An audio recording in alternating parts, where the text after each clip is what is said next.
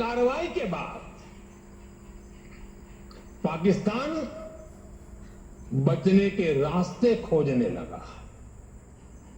पाकिस्तान दुनिया भर में तनाव कम करने के लिए गुहार लगा रहा था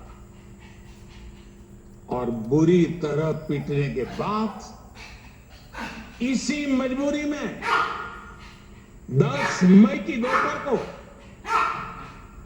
पाकिस्तानी सेना ने हमारे डीजीएमओ को संपर्क किया। तब तक हम आतंकवाद के इंफ्रास्ट्रक्चर को बड़े पैमाने पर तबाह कर चुके थे। आतंकियों को मौत के घाट उतार दिया गया था। पाकिस्तान के सीने में बसाए गए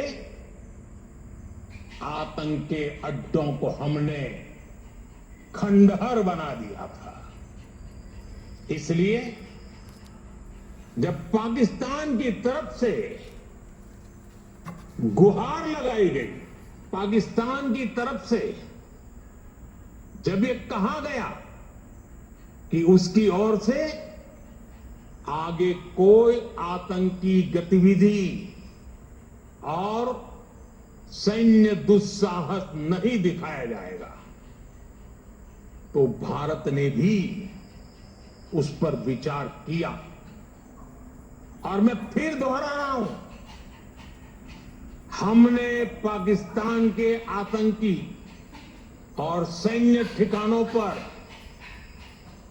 अपनी जवाबी कार्रवाई को अभी सिर्फ स्थगित किया है। आने वाले दिनों में हम पाकिस्तान के हर कदम को इस कसौटी पर मापेंगे कि वो क्या रवैया अपनाता है। साथियों, भारत की तीनों सेनाएं, हमारी एयरफोर्स, हमारी आर्मी और हमारी नेवी, हमारी border security force BSF, Bharat के अर्धसैनिक बल लगातार अलर्ट पर है। सर्जिकल स्ट्राइक और एयर स्ट्राइक के बाद अब ऑपरेशन सिंदूर आतंक के खिलाफ भारत की नीति है।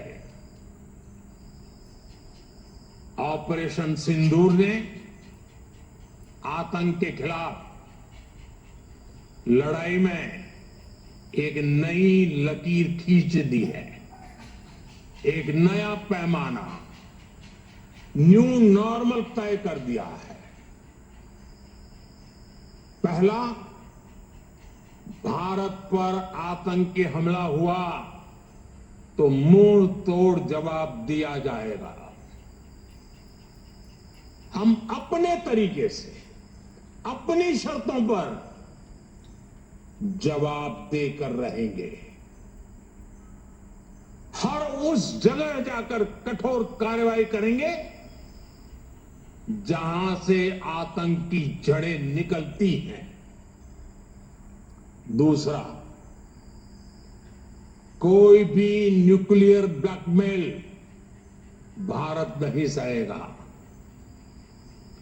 न्यूक्लियर ब्लैकमेल की आड़ में पनप रहे आतंकी ठिकानों पर भारत सटीक और निर्णायक प्रहार करेगा।